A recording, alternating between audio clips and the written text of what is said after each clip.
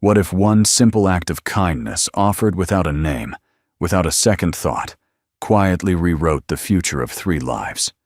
He was a struggling single dad, just trying to keep a promise to his little girl.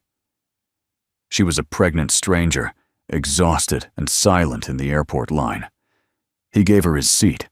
What she gave back, no one could have seen coming.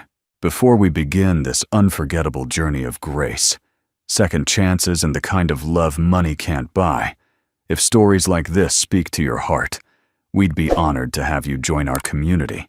Hit subscribe and stay with us through every beautiful moment. Now let's begin. The fluorescent lights of Harper's auto repair buzzed softly overhead as Ben Harper wiped the sweat from his brow. The early summer heat had crept into the garage before noon, and his shirt clung to his back like a second skin. A half-fixed radiator hissed quietly beside him, but Ben wasn't thinking about radiators. He was thinking about Disneyland, or more accurately, about the look on his daughter's face when she would finally see Sleeping Beauty's castle with her own eyes. 4 years. That's how long it had taken him to save enough odd jobs on weekends, skipping lunches, turning down every offer to join the guys for beers after work. It was worth it. Emma was 8 now, old enough to remember, young enough to believe in magic.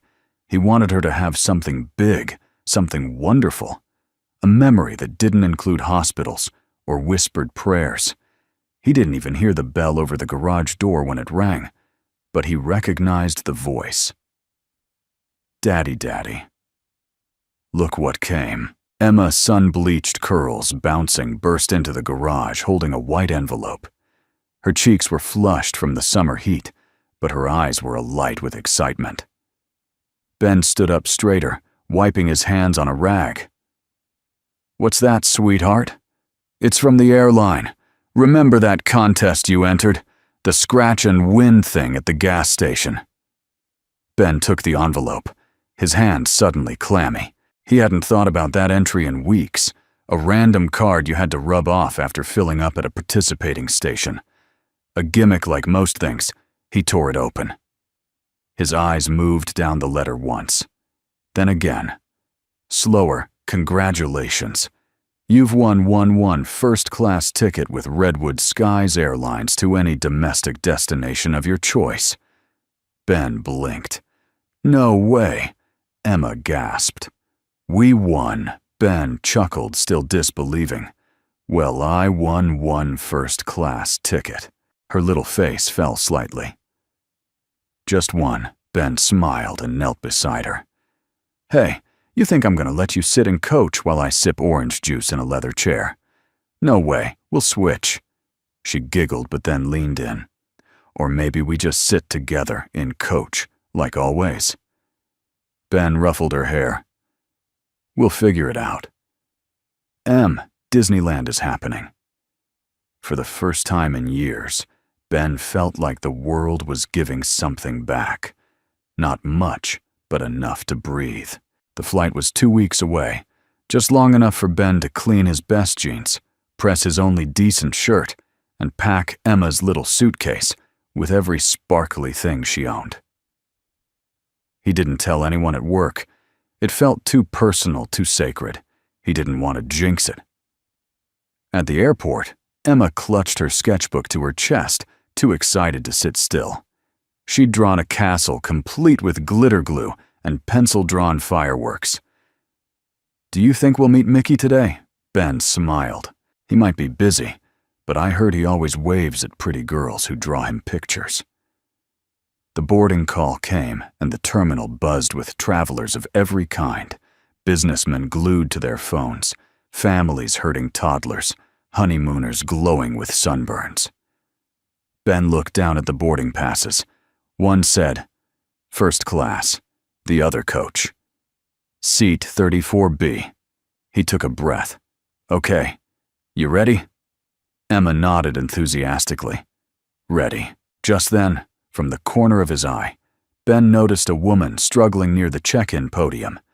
She was heavily pregnant, mid-30s, maybe wearing a simple sundress that was clinging to her from the heat. one arm wrapped protectively around her belly, the other gripping the handle of a small roller bag. She looked pale, overheated, unsteady. A flight attendant asked if she needed help, but the woman shook her head weakly, then sank slowly into a plastic chair, eyes closed, lips murmuring something to herself. Ben glanced back at Emma, then at the first-class ticket in his hand. He didn't hesitate. He approached the woman, gently crouching slightly so he wouldn't loom over her. "Ma'am." "You okay?" She opened her eyes slowly, clearly embarrassed to be seen in a vulnerable state. "I'm fine, just a little dizzy." Ben offered her a small, encouraging smile. "You ever flown first class?" She frowned, confused. Ben extended the ticket toward her. "You're about to Madison."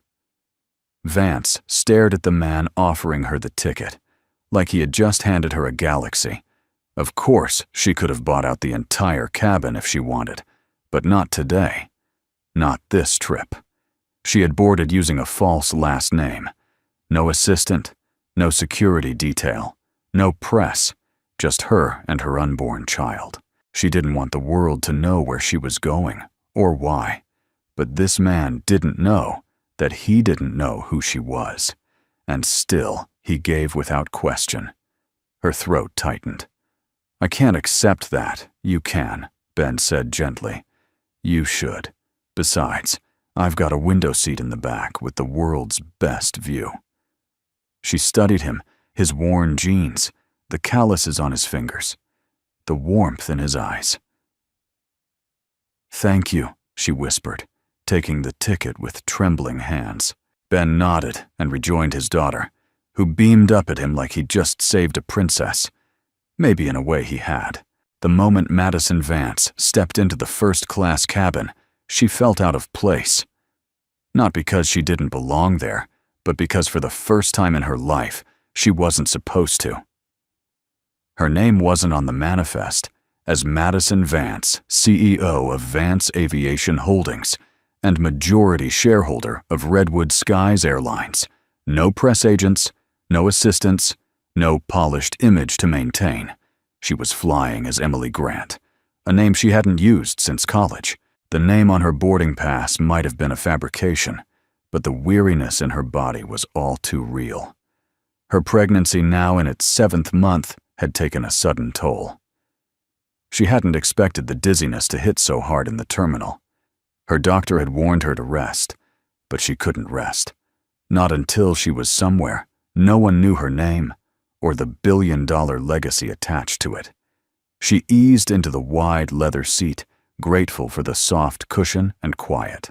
Around her, the other passengers were busy unpacking laptops or sipping sparkling water, handed to them by immaculate attendants. No one looked her way. For the first time in years, she was invisible, and it felt like freedom. But still, that man lingered in her mind. The one who gave up his seat without asking who she was or what she could offer in return. He had kind eyes, a warm voice, honest, straightforward, the kind of man her world didn't have. And the little girl with him, that smile, that sketchbook clutched like treasure. Madison rested her hands on her stomach. The baby shifted beneath her palms, a subtle flutter. She wondered what kind of father that man was, what kind of world he was trying to build for his daughter. She had known men with money-power connections, but she had rarely known a man with goodness. At the back of the plane, Ben Harper adjusted his knees into the cramped legroom of seat 34C, careful not to bump Emma beside him. The flight had just leveled off, and she was already sketching again, this time a castle floating on clouds. He smiled. "How's the view, princess?" She looked up and whispered. "Even better than I imagined." Her joy was contagious. Ben leaned back and closed his eyes. The cheap seat didn't bother him. Not today. Not when Emma's dream was finally real. Not when a woman who clearly needed that first-class seat more than him was now able to breathe easier. Still, he couldn't help but wonder about her. She didn't look like someone used to struggling. There was a certain poise in the way she held herself, even when pale and breathless. A quiet dignity, the kind of presence that made people move out of the way instinctively, even if they didn't know why. Ben shrugged it off. It didn't matter who she was. What mattered was that she was okay. And he wasn't the kind of man who gave with expectations. Not anymore. A flight attendant walked by with a tray of drinks. "Can I offer you anything, or?"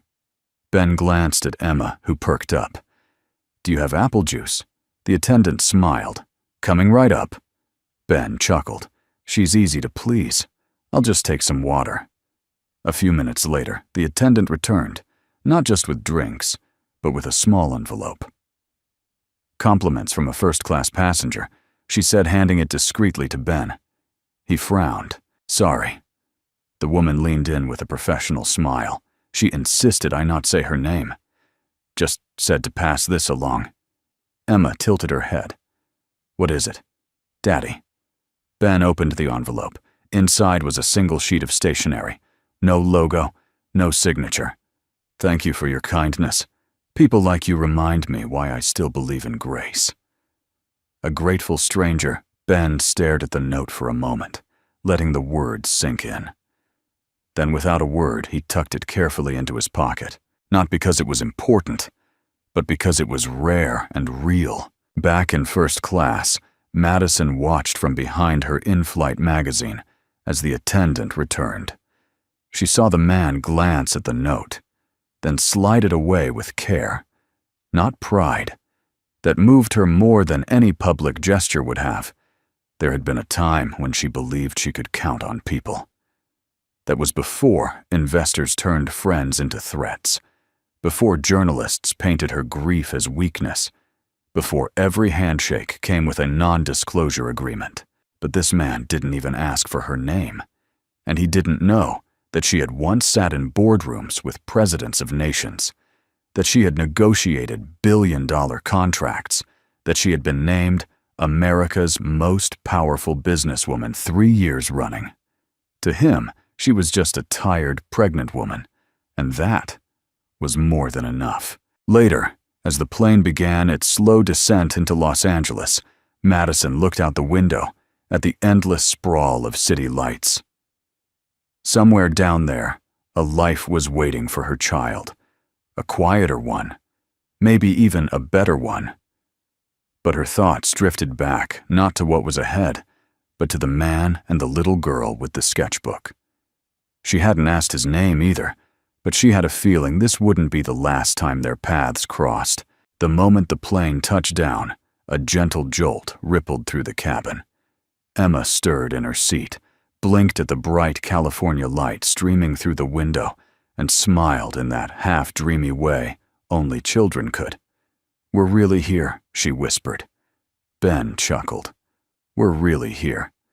Kiddo, LAX hummed with the usual chaos of humanity on the move, tourists chasing luggage, business travelers barking into Bluetooth headsets, exhausted parents dragging sleepy toddlers.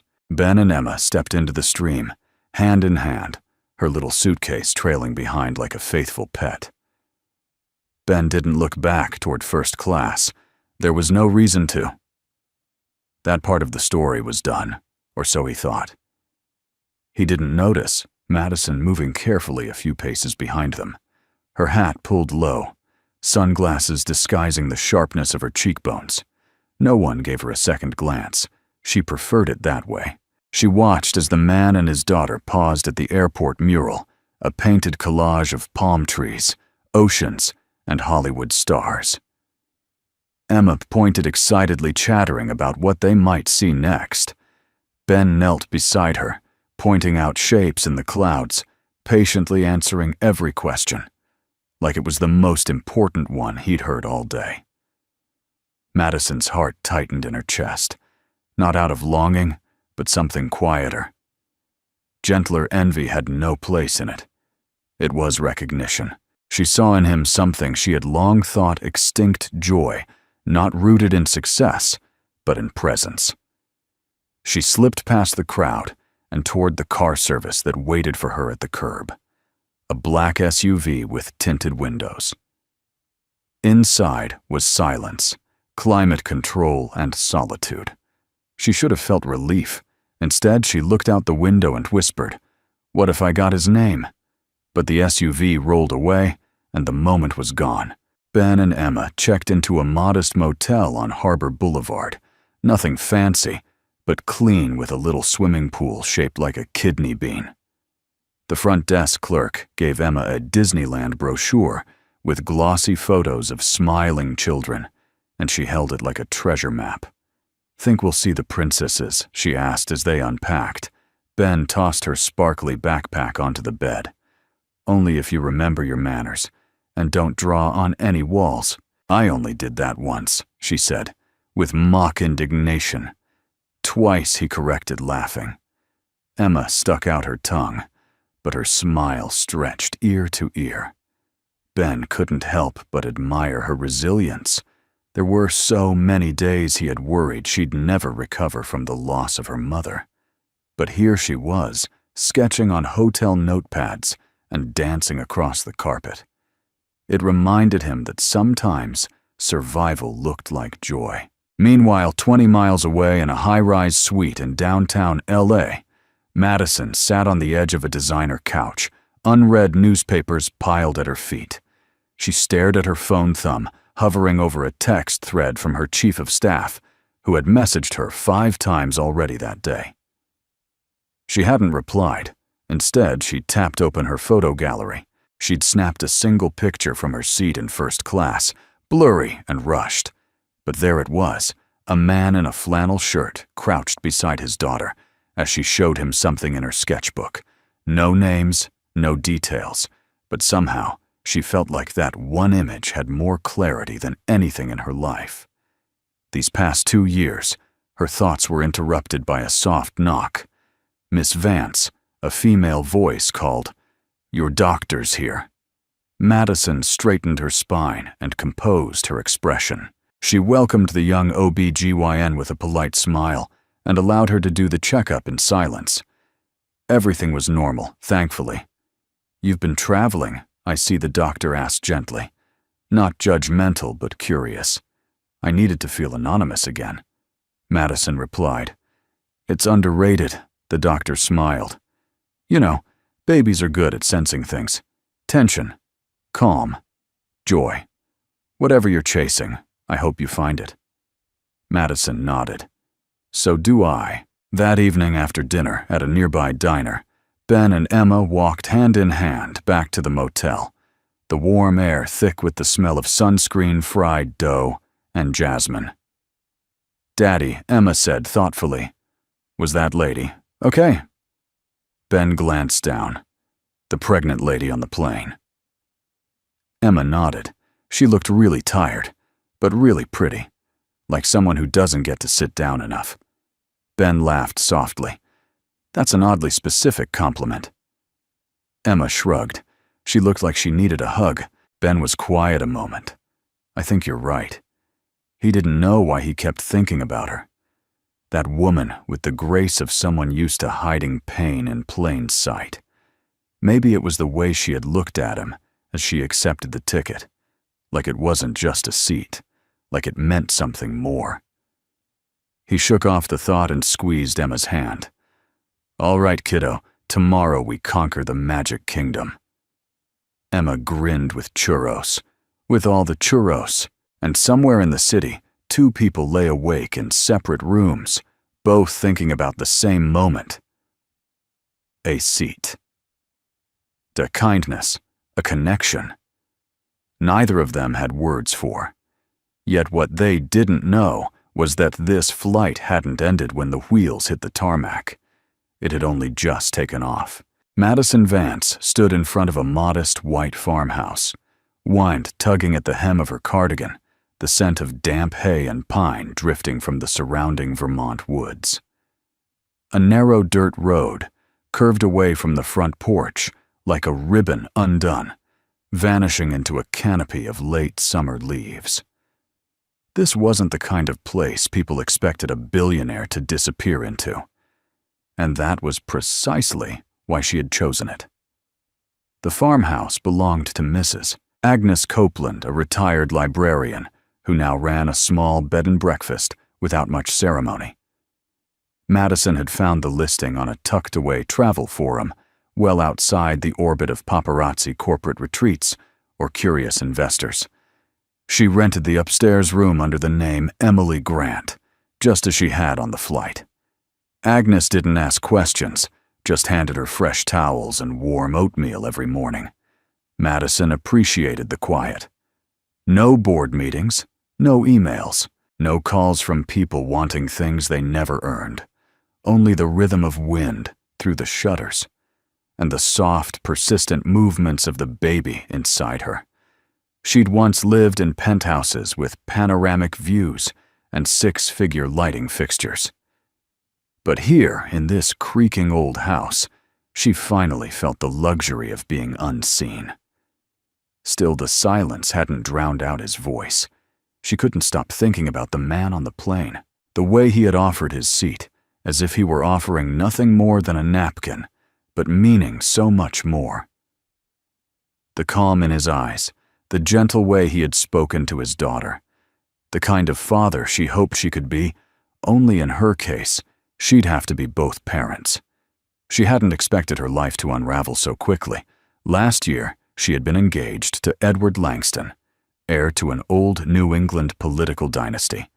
Their relationship was polished and presentable, a merger of legacies. But Edward hadn't wanted the baby. Not in words, in expectations, in pressure. In cold silences that replaced affection the moment she refused to consider termination for the sake of the family image. He hadn't said leave, but he'd made it clear she wasn't welcome to stay. So she left everything: her penthouse, her board seat, her public identity so her child could enter the world. Not as a scandal, but as a soul. She spent her mornings walking the woods sometimes, with a book, sometimes with nothing but her thoughts. She had stopped wearing makeup, stopped checking her stock portfolio, stopped managing other people's impressions. In the stillness, she started noticing things again. Cracks in the wood floor that formed familiar shapes, the way honey dissolved slowly into hot tea, the color of sunrise over misty grass. And in the afternoons, she found herself drawing. It started as a way to fill time an old sketch pad she'd bought in a corner bookstore. But soon, her pencil found itself tracing the outline of a little girl with a braid and sparkly sneakers. Sitting beside a man with work-worn hands and gentle eyes. She didn't know his name, but she remembered every line of his face. One morning while eating breakfast, Agnes shuffled in with a pot of coffee and a local newspaper folded in her hand. She dropped it on the table with a sigh. "Seems like the world's still going nuts," she muttered. "Though I reckon it always has been." Madison offered a small smile. "Anything in particular?" "Oh, just the usual. Stocks up, morals down." But Agnes added, tapping the paper, "They're doing a story on community scholarships again. I've always said the only wealth that matters is the kind you pass." On Madison's eyes drifted to the headline, "Local Foundation Offers Art Scholarships for Underprivileged Youth." A photograph below showed a group of children painting a mural on the side of a school building. Her stomach tightened. Emma, the little girl on the plane with the sketchbook clutched to her chest. She hadn't meant to look, but she had glanced over Ben's shoulder during the flight just once. The sketchbook had been filled with castles, stars, and a single page with a message scrawled in blocky handwriting. "For Mommy, I hope heaven has crayons." Something about that page had broken something open in Madison's chest. The girl hadn't said it aloud, but Madison had seen it, clearly. Emma had lost her mother, that much was certain. And Ben, he wasn't just traveling with his daughter.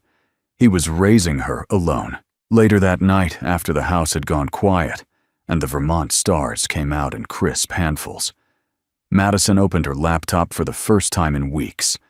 She hesitated a moment before typing the words into a search bar. Redwood Skies flight. 711 passenger manifest. No results, at least nothing public. She chewed her lip, then opened her email and drafted a message to a trusted former assistant subject line.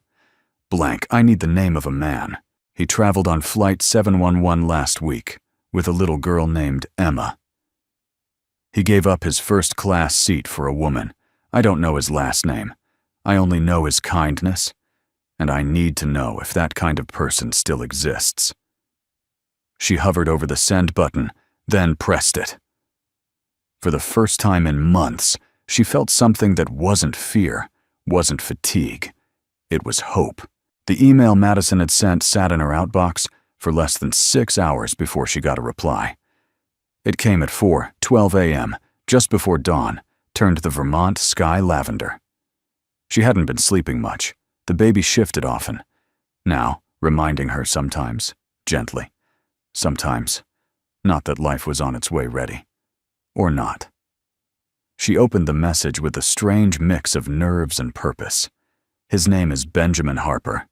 He traveled with his daughter, Emma Harper. Age 8. Departure Kansas City. Destination LAX. No hotel on record. Looks like they didn't book through us. No return flight scheduled.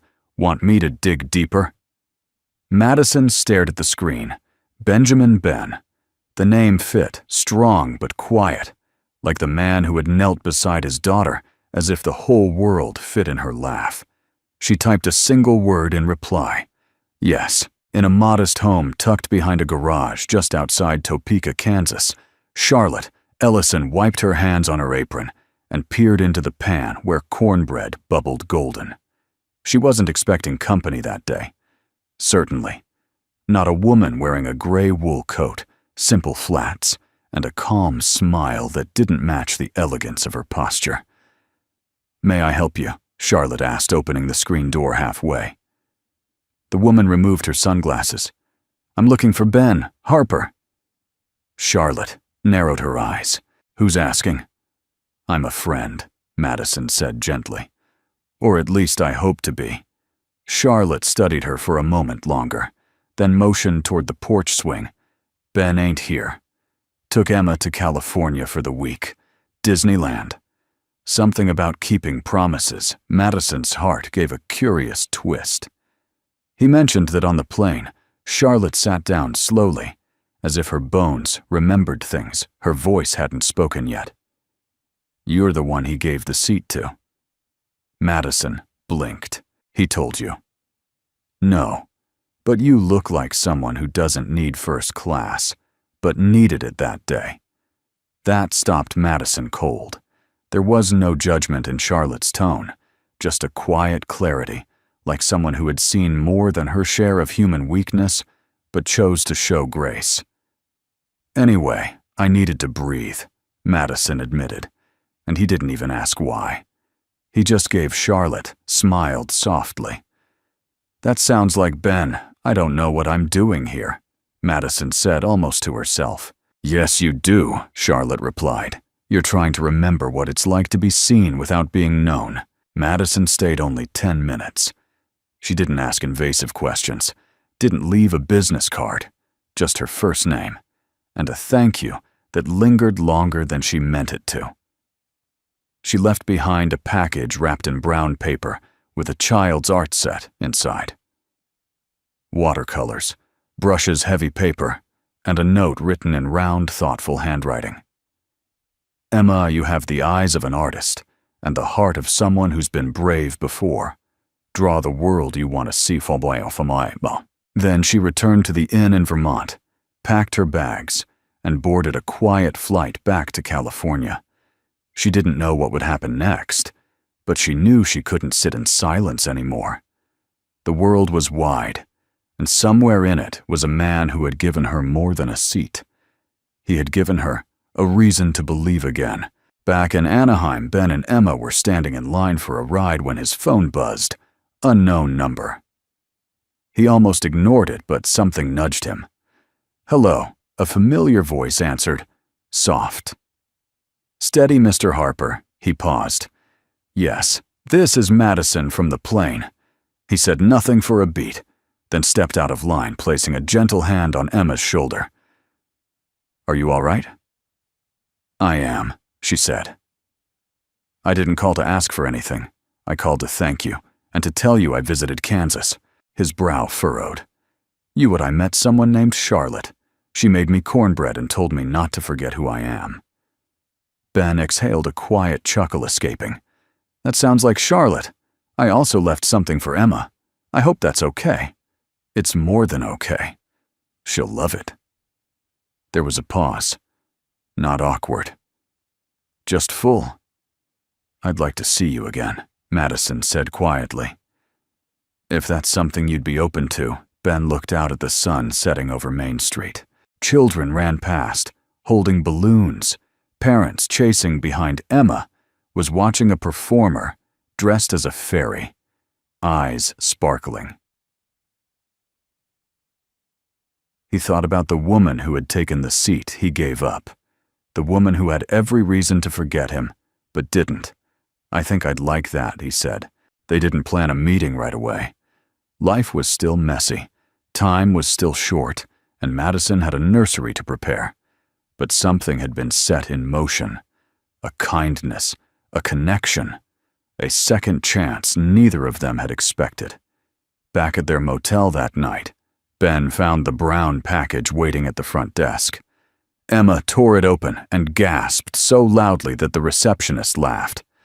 "Daddy." "Look at this." She held up a paintbrush like it was Excalibur, and then the note. Ben read it once, then twice. He tucked it into the inside pocket of his jacket next to the letter she had written him on the plane. He didn't have the words to describe what he felt, but he knew one thing for certain. He was no longer flying solo. 2 weeks after returning from Disneyland, the sketch of the fairy tale castle was still taped above Emma Harper's bed. It wasn't perfect. Some of the lines wobbled and the proportions were off, but that didn't matter. To Emma, it was magic, because she had drawn it with her own eyes, not from a picture in a book. And for Ben, it was more than just a child's drawing. It was proof that he had done something right. She was happy. She was dreaming again, and thanks to a stranger's gift, she was painting too. Every night after dinner, Emma sat at the kitchen table with her watercolors humming to herself, while Ben cleaned up dishes or tinkered with small repairs. Sometimes, she asked questions: what color clouds really were, why trees weren't perfectly green, how shadows worked. Other times, she said nothing at all, but her hand kept moving. Brush to paper, color to shape, story to silence. Ben would steal glances as he passed through the room. He never said much, afraid of breaking whatever fragile rhythm she was dancing with. But inside, something in him stirred. Not pride, something deeper. Wonder. On the following Saturday morning, Ben took Emma to the community library, where a local art program was hosting a kids' create and share workshop. It was free, sponsored by a foundation he didn't recognize, but well organized. The room smelled faintly of markers and old carpet, and the long tables were filled with paper glue scissors and bright-eyed children with ink-stained fingers. Emma was instantly in her element. She gravitated toward a tall woman with silver-streaked hair, who introduced herself as Miss Helen, the workshop coordinator. Ben stayed by the doorway, his calloused hands shoved in his pockets. Content just to watch, Miss Helen leaned down beside Emma, pointing at her sketch of a girl flying over a city. "This one's yours." Emma nodded shyly. "It's called When I Grow Wings." Miss Helen blinked. "That's beautiful." Emma smiled. "I want to be someone who sees more than people see." Ben's heart clenched. Where had she learned to say things like that? After the class, Miss Helen approached him while Emma gathered her things. "She's got something rare," she said. "Most kids draw what they're told to, but she paints questions." Ben chuckled. "She gets that from her mom." Miss Helen paused, then added, You should know we have a full scholarship program for the summer intensive. It's funded anonymously, but I can tell you this. The donor has a soft spot for girls who paint castles." Ben blinked. "You're saying she's already accepted, if you're willing." He looked toward Emma, now bent over a drying rack, carefully arranging her paintings like they were glass. "He didn't need to think twice. I'm willing," he said softly. That evening he called the number Madison had used once before. She answered on the second ring, "Mr. Harper." "Ben," he corrected, smiling. "It's Ben." A pause. Then, "Okay, Ben, I just wanted to say, thank you," he said, "for whatever strings you pulled. For Emma, I didn't pull strings," she replied gently. "I just lit a path someone already deserved to walk." He leaned against the porch rail watching the sun dip behind the cornfield. "She doesn't know it was you. I'd rather she didn't," Madison said. "She should think the world gives to people who try. Not because someone like me whispered into it." Ben was silent a moment. "You talk like you're a long way from that world." Madison exhaled, and when she spoke, her voice was quieter. "I was, until I met you." A week later, Emma's first day at the summer art program began, in a sunlit classroom filled with canvases twice her size. Her confidence bloomed, her laughter became music, and Ben found himself waking earlier, drinking coffee slower, smiling more. It wasn't falling in love. Not yet. It was remembering how to hope. He and Madison spoke every few days, sometimes just for 5 minutes. Sometimes longer. They talked about art, about parenting, about what it meant to live outside of people's expectations. She never once brought up who she was, and he never once asked. She told him about the farmhouse in Vermont, about the way old floorboards sing, about how silence can be a kind of sanctuary. He told her about the way Emma's hands trembled before she painted, about how grief still lived in their house, but not like a ghost anymore, more like a memory that sometimes pulled up a chair at dinner, but no longer stayed the night. One evening, Madison sat beside the crib she had built herself, fingers tracing the edge of a baby blanket, and asked, "Do you believe in divine appointments?" Ben was quiet for a moment. "I believe in moments that feel too right to be accidents." She smiled, though he couldn't see it. "That day on the plane, that wasn't just a good deed, Ben. That was a beginning." He looked out at the sky and realized for the first time in years, it didn't look empty. It looked open. The early July sun hung low in the sky as Ben waited outside the community art center, hands in his pockets, the breeze ruffling the edges of a flyer taped to the glass door behind him. Summer Arts Showcase. This Friday at 6 p.m., open to the public, Emma had circled it in purple marker 3 times and added 3 exclamation points in the corner, as if sheer punctuation could ensure perfection. He smiled at the memory. She'd been talking about it nonstop for a week. It was the first time her work would be shown to strangers, hung up on real walls, with real lighting. Miss Helen had even called her painting soulful. Emma had repeated that word 5 times at dinner, then used it in a sentence about spaghetti. Ben shifted his weight and checked his watch again. He didn't usually wait for people he hadn't met in person, but today was different. Today, she was coming. Madison had debated it all morning. She stood in front of the mirror, holding a simple blue sundress against her growing figure, her heart thudding like she was heading to a high school dance instead of a quiet community art show. "This is ridiculous," she muttered. She wasn't trying to impress anyone. Ben had already seen her sweating in an airport line, pale and exhausted, far from glamorous. And yet, this time she wanted to be seen. Not as Madison Vance, the face on magazine covers. Not as Emily Grant, the woman hiding in borrowed identities. Just herself. Flawed, healing human. The ride from her downtown apartment to the center was quiet. Her driver, an older man named Luis, didn't ask questions.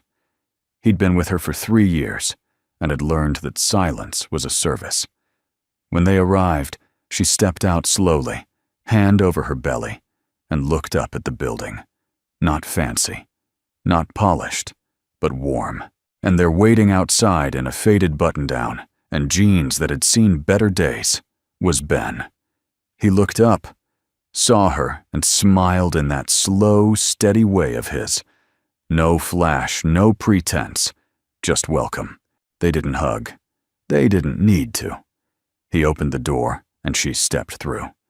Inside, the air was filled with the scent of paint, paper, and anticipation. Parents milled about, some dressed like they were attending a gallery, opening, others in flip-flops and sunscreen. Kids darted between easels, whispering excitedly about whose art got the big wall. Emma stood by her painting, straight-backed and proud.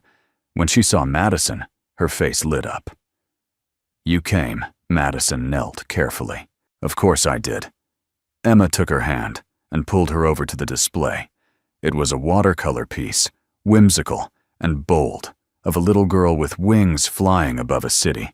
The title was written in silver marker, "If I Could Carry You." Ben's breath caught in his chest. He hadn't seen the title before. Emma beamed. "That's you and Mommy and me.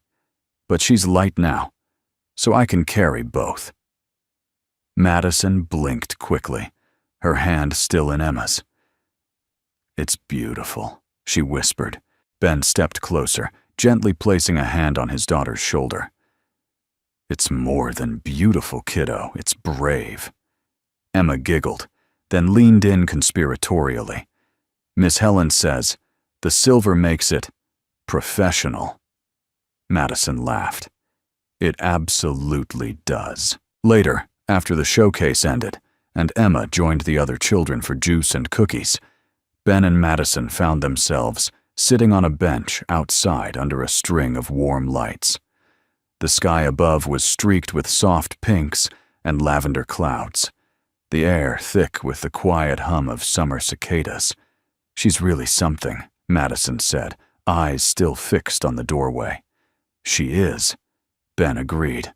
"I keep wondering how someone like me got trusted with her." "You earned her," Madison said. "You still are." He looked at her, then not just a glance, but a moment of full presence. Her face was softer than he remembered. Less guarded, the glow of motherhood suited her, not just physically, but emotionally, like her edges had rounded into something gentle and wise. "Thank you," he said quietly. "For what?" "For being here, for noticing her, for not turning this into a fairy tale." Madison tilted her head. "You mean, for not waving a wand and making everything perfect." He smiled, nothing like that. She looked down at her hands folded gently over her belly. "You know, for a long time, I was surrounded by everything people said should make me happy. Power, prestige, wealth. And yet, I don't think I've ever felt as grounded as I do right now, watching a child talk about silver markers." Ben chuckled. "Then maybe we've both been chasing the wrong things." They sat in silence for a while, the kind that doesn't demand to be filled. It simply holds space. Finally, Madison turned to him. "Ben, can I ask something personal?" "Sure. Do you think people like us can start over? Not as some dramatic second act. Just start fresh, Gilder." Ben took a long breath. "I think starting over isn't about forgetting who we were. It's about finding someone who sees what's left and calls it enough." Their eyes met, and in that quiet exchange, there was no need for declarations. No grand gestures, just the unmistakable sense that something real had begun. The week after the art showcase passed in a soft blur. The kind of days where not much happens, but everything changes anyway. Emma returned to her workshop classes with new energy, now convinced she was partially famous. She spent every evening sorting through the stack of compliments Miss Helen had scribbled on sticky notes and tucking them into her journal like they were awards. Ben, for his part, found himself smiling at nothing more than the sound of his daughter humming, or the way light poured through their kitchen window in the morning. The world hadn't gotten easier, but something inside him had grown quieter, and Madison was preparing to tell the truth. It had started with a letter, not an email, not a text. A real letter, written in ink, folded carefully and sealed with a blank wax stamp. She placed it in an envelope addressed simply to Ben Harper. No return address, no logo.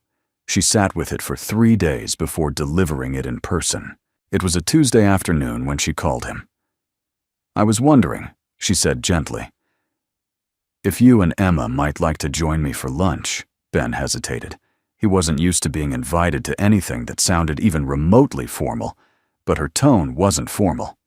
It was steady, like someone trying not to lose her courage. "Sure," he said. "Emma's been asking about you anyway." At the bistro, a quiet spot tucked behind a bookstore downtown, Madison had reserved a small patio table.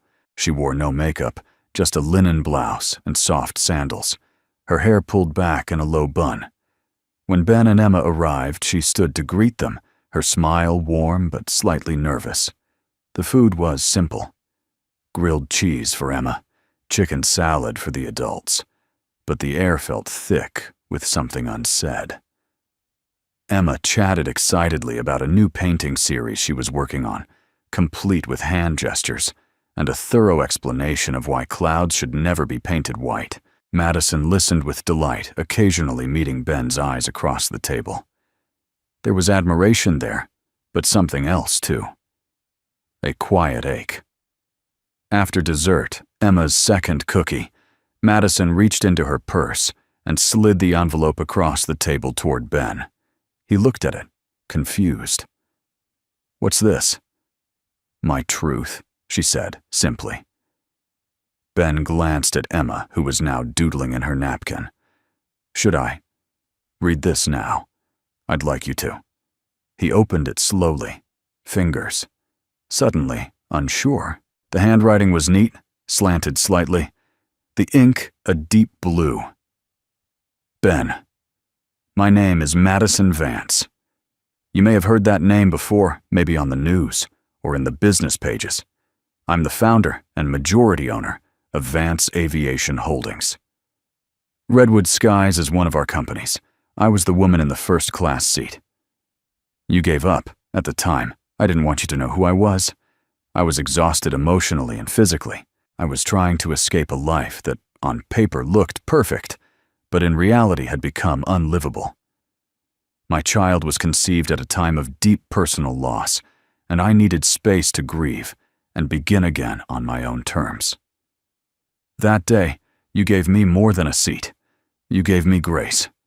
No questions. No expectations. No ego. Since then, I've watched you with Emma.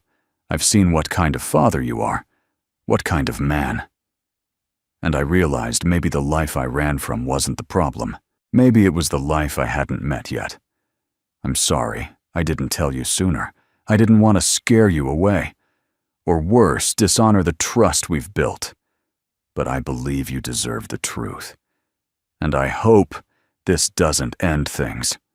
I hope it begins something with honesty, Kedison." Ben didn't move. He stared at the paper, eyes unmoving his jaw, tight with thought. Emma looked up. "Daddy," he blinked, smiled faintly at her, then turned back to Madison. "So, Billionaire," she winced. Not the best opening line. "I know." Ben shook his head slowly. "I don't care about that. I care that you didn't tell me." "I know," she said softly. I wrestled with it.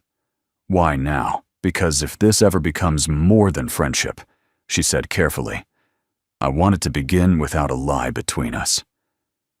Ben looked at her for a long moment, then nodded. "You were right to wait, and right to tell me." Now, Madison's shoulders dropped with relief. "I can't promise I won't feel a little awkward," he said. "I mean, my idea of fine dining is chili in a thermos at a Little League game. I like chili," she replied, He chuckled. Then maybe we're all right. They sat quietly for a moment, the tension slowly easing into something warmer. Something real. Are you scared? She asked suddenly. He looked at her belly. All the time. You every day, he nodded. Then maybe we'll figure this out the old-fashioned way. One seat at a time. That night, Emma asked, "Is she a princess or something?" Ben smiled. Not quite, but she's got a castle-sized heart. Emma paused. I think we should keep her. Ben looked out the window, heart full of something he hadn't dared feel in years. Hope. The week after Madison's letter felt like something suspended. Mid-air, weightless quiet, and oddly fragile. Ben went about his days the same as always. Morning coffee school drop-offs, afternoons fixing whatever small engine or sputtering transmission wandered into the garage. But his thoughts lingered elsewhere. In a way, the truth hadn't changed anything. Madison was still the woman who'd sat across from him at the art showcase, still the one who laughed softly at Emma's cloud theories and listened like every child's word mattered. But in another way, everything had shifted. She was the billionaire behind the airline. The woman whose company name graced terminals across the country. The person who could move mountains with a phone call while he still counted coupons and worried about dental bills. He tried not to let it fester, but it did, not as resentment as distance. When Madison called that Friday, her voice was gentle but uncertain. She said, I was wondering if you and Emma wanted to stop by this weekend. Nothing formal, just lemonade and company. Ben hesitated. He hated that. He hesitated. I'm not sure. He said, finally, Emma's got a lot of homework, and we're trying to stay ahead of things. Madison paused. Of course. Maybe another time. He thanked her for the invite.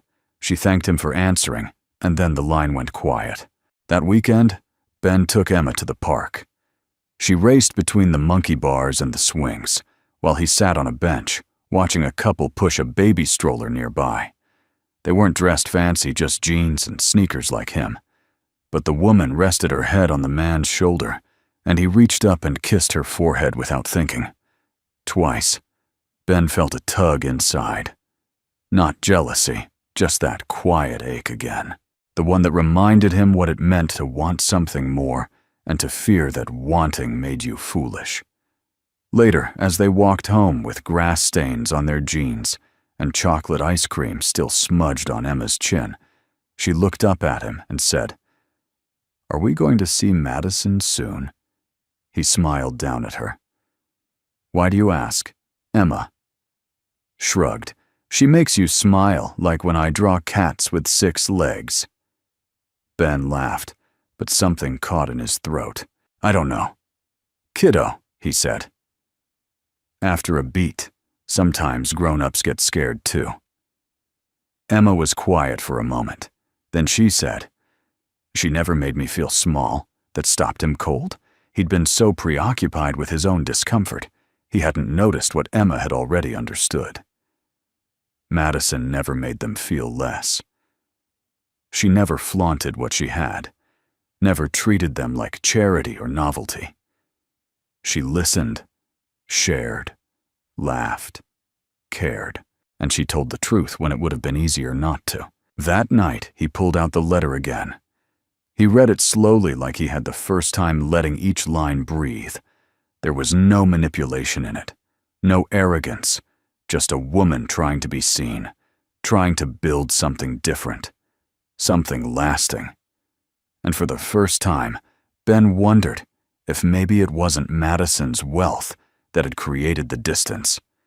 Maybe it was his fear that he had nothing to offer her back. He folded the letter gently, placed it back in its envelope, and slid it into his top drawer, next to his wedding ring and the ultrasound photo of Emma from 9 years ago. Then he picked up his phone. Madison didn't answer immediately. When she did, her voice cracked just slightly. Ben, I owe you an apology, he said. I pulled away. There was a pause. Then quietly, I noticed I told myself I was being cautious. But the truth is, I got scared.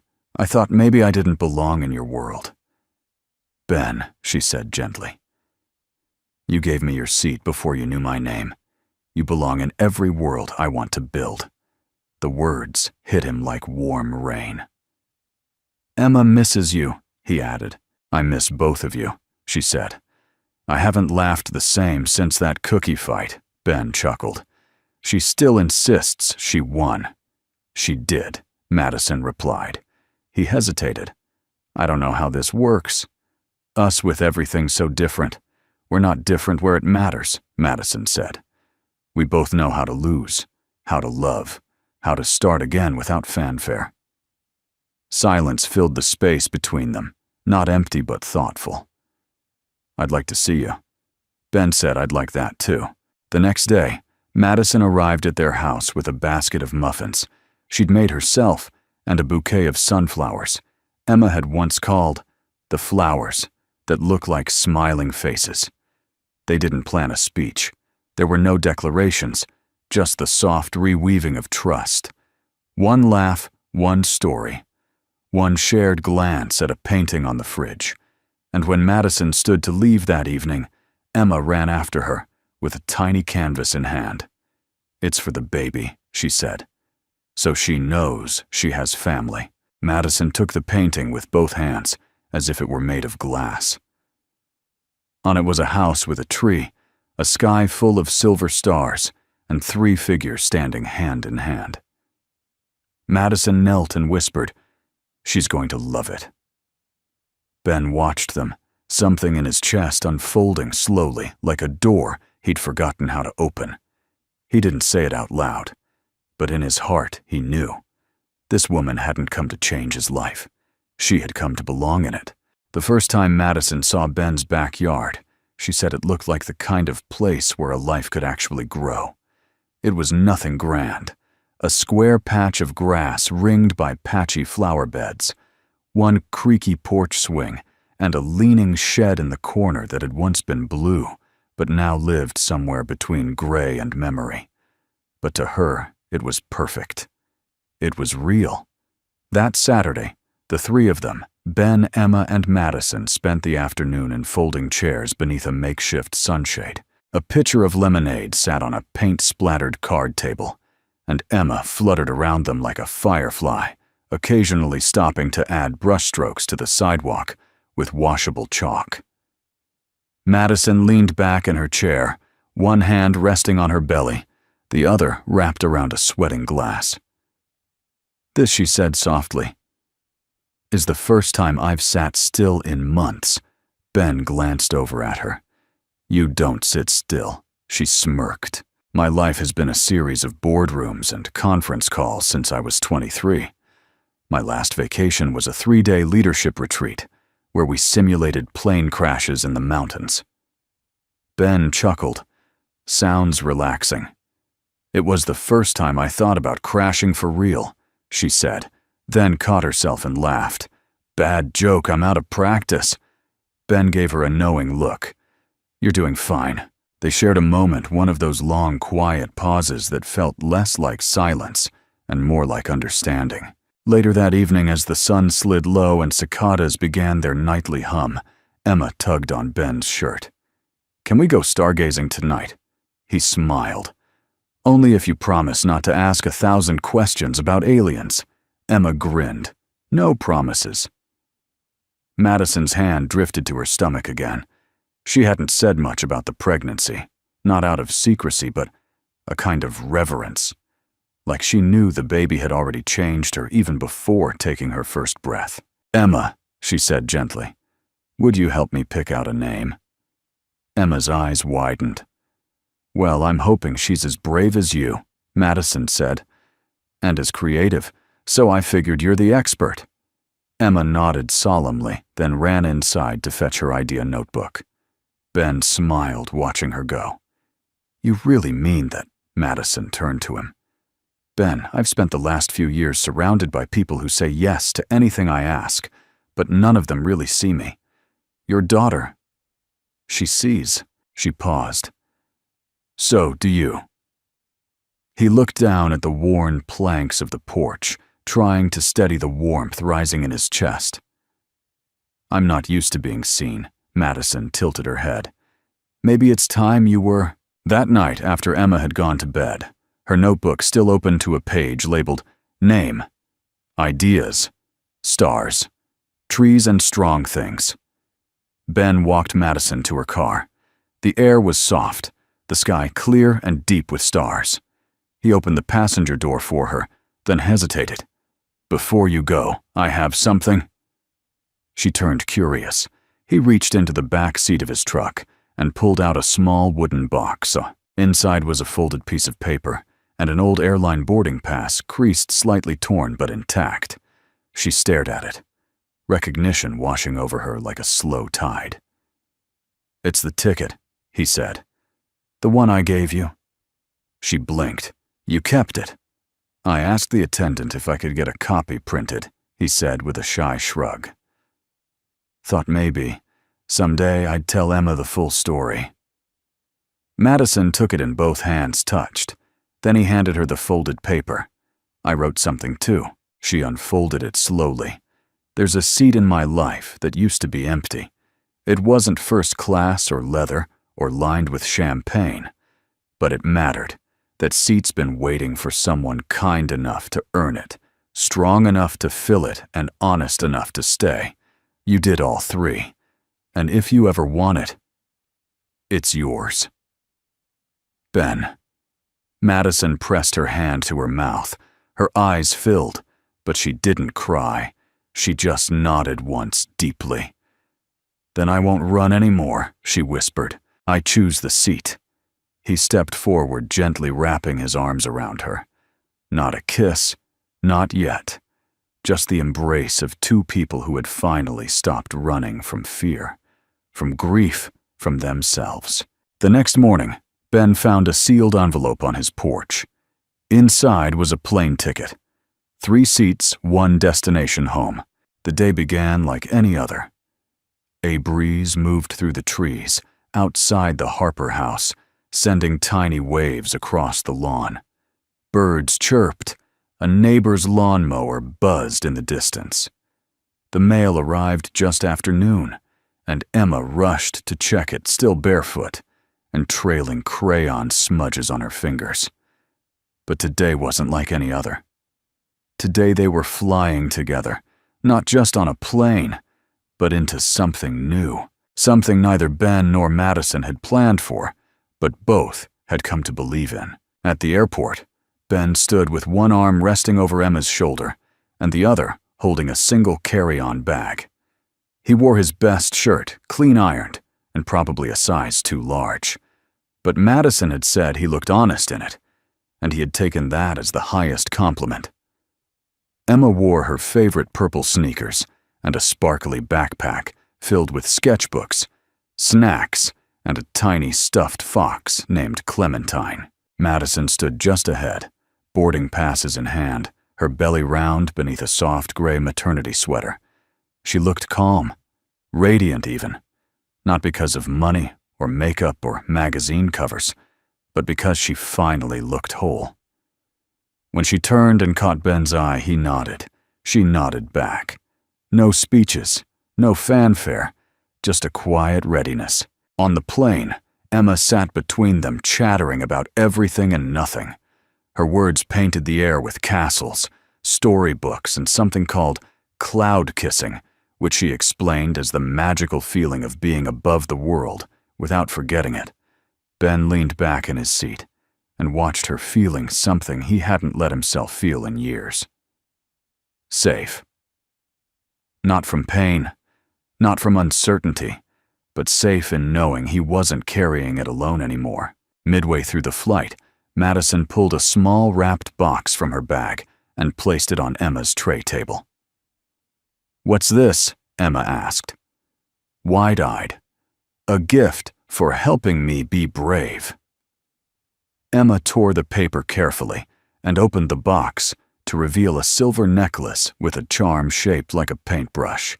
Etched into the charm were the words, "Create what you can't find." Emma didn't speak for a long moment. Then she said very quietly, Can I draw our family?" Now, Madison's voice caught. I'd love that Ben reached over and took Madison's hand. And in that moment, everything unsaid was understood. The weeks that followed moved with unexpected grace.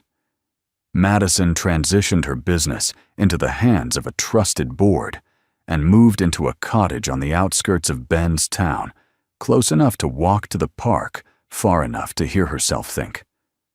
She and Emma built a nursery together, lavender walls, soft lights, and a ceiling full of hand-painted stars. Ben installed the crib himself, cursing under his breath and hitting his thumb 3 times. But when Madison kissed the bruise, he forgot why it ever hurt. They didn't rush anything. There was no ring yet, no aisle, but there was dinner every Friday night. There were shared grocery runs and slow walks. There was love, quiet, growing, unmistakable. The baby arrived just after sunrise on a cool September morning. Ben paced the hospital hallway like a man chasing invisible fireflies. Emma sat with Miss Helen, clutching the necklace Madison had given her, whispering wishes into the threads of her hoodie. When the nurse finally emerged with a soft smile and said, "They're ready for you," Ben stepped into the room and forgot how to breathe. Madison lay cradling a tiny wrinkled bundle, her cheeks damp with tears and her eyes lit from within. "She's here," she whispered, "and she's perfect." Ben approached slowly, gently, and Madison lifted the baby toward him like an offering. He held her careful as if she were spun from light. "Name?" he asked, voice rough with awe. Madison looked toward Emma, who beamed proudly. "Her name is Lila." Ben looked down at the baby's sleepy face. "Welcome home, Lila," he whispered. That night, after everyone had gone home and the hospital had gone still, Madison looked out the window at the stars. Ben stood beside her. Lila, asleep in his arms. Emma curled in the recliner with her sketchbook, already drawing the newest member of their world. "Do you believe in miracles?" she asked. Ben didn't answer right away. He looked at the child in his arms, at the girl on the couch, at the woman beside him who once boarded a plane under an assumed name and now stood here, barefoot, fearless and full of life.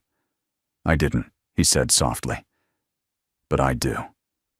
Now, Madison leaned into him, and in the quiet, with no audience, no press, and no pageantry, they began the rest of their lives, not as a rescue story, not as a fairy tale, but as a family.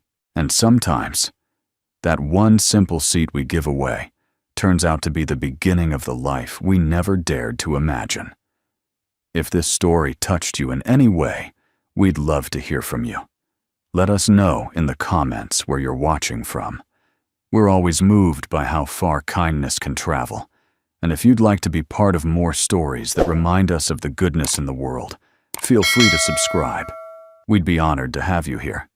Thank you truly for spending this time with us. Until next time, take care of yourself and keep believing in small miracles.